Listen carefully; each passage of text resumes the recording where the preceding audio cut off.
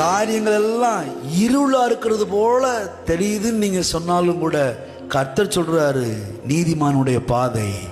எத்தனை பேர் ஆமென் சொல்றீங்க?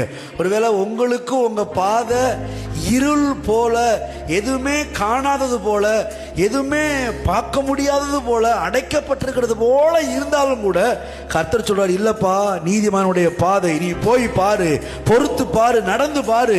நீதிமானுடைய பாதை நடுப்பகல் வரைக்கும் அதிகம் அதிகம் அதிகமாய் பிரகாசிக்கிற சூரிய பிரகாசம் போல இருக்குமே ஒழிய உன் பாதையில இருள் இருக்க முடியாது.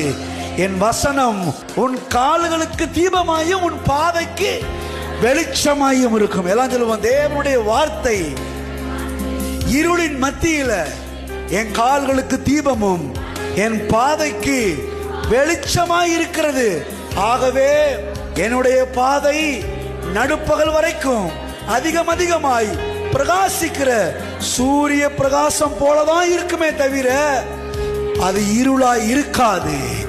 இருளில் இருந்து வெளிச்சத்தை பிரகாசிக்க சொன்ன தேவன் எனக்காக இன்றைக்கு வெளிச்சமாய் நடந்து போய் கொண்டிருக்கிறார். ஹல்லேலூயா. என் பாதை பிரகாசிக்கும், என் பாதையெல்லாம் வெளிச்சமாய் இருக்கும். இன்னும் சொல்றாரு, என் பாதை நெய்யாய் பொழியும். ஹல்லேலூயா.